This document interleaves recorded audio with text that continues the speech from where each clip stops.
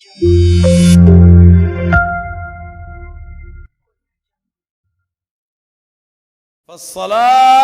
لم ينزل بها جبريل دعي لها صلى الله عليه وسلم. Ketahuilah, perintah sholat tidak turun malaikat Jibril, tapi Nabi Muhammad SAW yang diangkat ke langit. وهي معراج الأرواح. Ketahuilah bahwa sholat itu adalah mi'raj ruh-ruh kita. وهي دخول في حضرة الله. Ketika kita sholat, kita akan masuk ke dalam hadratullah, مناجاة لله. bermunajat kepada Allah Ta'ala. مخاطبة الله. Kita akan berbicara langsung kepada Allah. فالمؤذن إذا أذن يقول الله، أول كلمة الله أكبر، آخر كلمة في الأذان لا إله إلا الله. يبدأ الأذان بكلمة الله، ينتهي الأذان بكلمة الله. Maka disitulah kita perhatikan muadzin yang mengumandangkan adzan itu pertama mengucapkan Allahu Akbar Allah dan menutupnya dengan la ilaha illallah, memulai dengan Allah dan menutupnya dengan Allah. الإقامة كذلك تبدأ بكلمة الله تنتهي بكلمة الله. Dan qomat salat pun seperti itu, dimulai dengan kalimat Allah dan ditutup dengan kalimat Allah. الصلاة نفسها الله أكبر تبدأ، الخروج السلام عليكم ورحمة الله تبدأ بالله تنتهي بالله. Dan salat yang kita lakukan pun sama seperti itu, dimulai dengan Allahu Akbar takbiratul ihram dan ditutup dengan assalamualaikum warahmatullah dengan kalimat Allah. فهي مع الله. Artinya kita selalu bersama Allah. وهي عمود الدين. Inilah tiangnya agama. ومن تركها فقد كفر. Ketahuilah, barang siapa yang meninggalkan salat maka dia telah keluar dari Islam. وهي عبادة الملائكة في السماوات. Itulah ibadah yang menyambung sampai ke langit. منهم الراكع منهم المعتدل منهم الساجد. Di mana mereka para malaikat yang ada di langit Allah ciptakan, ada yang sujud, ada yang ruku. كل فئة تقوم بركن من أركان الصلاة. Mereka semua diperintahkan oleh Allah seperti menjalankan gerakan-gerakan salat. وإذا صلى الإنسان ركعتين عبد الله عبادة الملائكة جميعا. Ketahuilah, apabila seorang yang melaksanakan salat 2 rakaat, maka dia seakan-akan melakukan ibadah seperti ibadah malaikat semua yang ada di langit. حظ الإنسان من الإسلام بقدر حظه من الصلاة. Dan ketahuilah, batasan manusia dengan manusia yang lain adalah salatnya. وآخر وصاياه صلى الله عليه وسلم لخص الدعوة والدين قال الصلاة عباد الله. Dan adalah akhir-akhir yang diucapkan oleh Rasulullah sallallahu alaihi wasallam sebelum meninggalkan dunia ini. Rasulullah menyampaikan salat, salat, salat, wahai hamba-hamba Allah. شرفك الله بأن جعلك تركع وتسجد له سبحانه وتعالى. Semoga Allah memuliakanmu, menjadikan kalian semua orang-orang yang ruku dan sujud kepada Allah Ta'ala. لا تسجد لصنم ولا لوثن ولا لغير الله. Janganlah kita pernah mensujudi daripada bebatuan atau patung dan lainnya. فالذي يصلي ينسجم مع ذرات الكون كله. Dan ketahuilah bahwa siapa orang yang melaksanakan sholat 5 waktunya, maka dia telah sujud bersama semua makhluk-makhluknya Allah yang lain. والذي لا يصلي يخرج عن النظام. Ketahuilah bahwa siapapun yang tidak melaksanakan sholat, dia keluar dari aturan Allah. الكل يصلي والطير صافات كل قد علم صلاته وتسبيحه. Dan ketahuilah bahwa semua makhluknya Allah diperintahkan untuk sholat. Bahkan burung-burung pun diperintahkan untuk sholat. ألم ترى أن الله يسجد له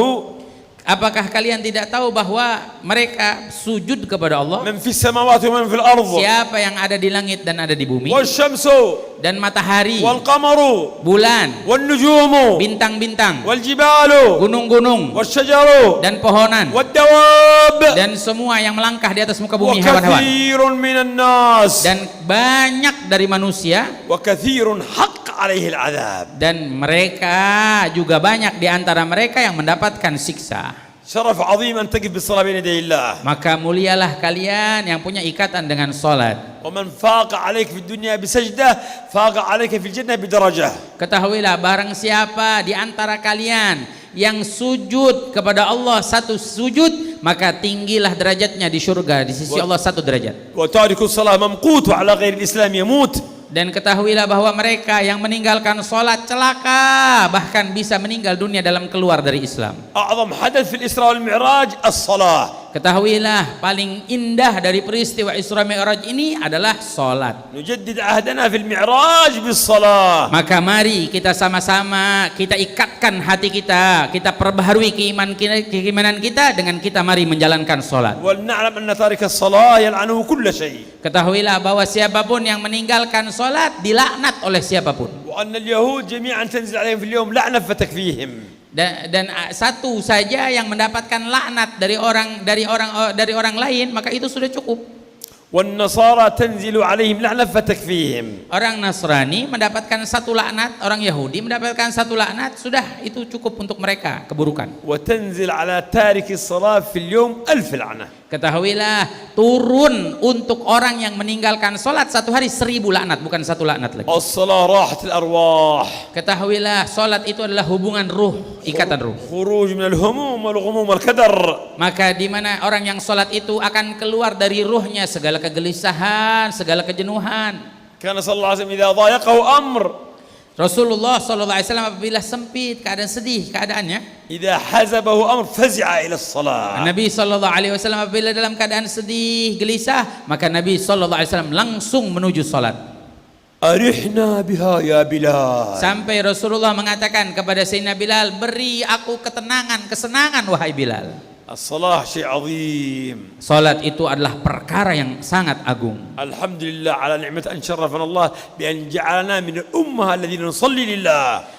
Alhamdulillah, segala puji bagi Allah Subhanahu wa taala, dan mudah-mudahan Allah jadikan kita sebagai umat yang selalu menjalankan salat 5 waktu. الصلاة كما صلى الله عليه وسلم قال صلوا كما رأيتموني أصلي. Salat yang kita lakukan contohlah sebagaimana salatnya Rasulullah SAW. Rasulullah mengatakan, salatlah kalian seperti kalian melihat aku salat. ورجل في مسجد رسول الله كان يصلي مسرعا يصلي يقول صلى الله عليه وسلم ارجع فصلي فإنك لم تصلي.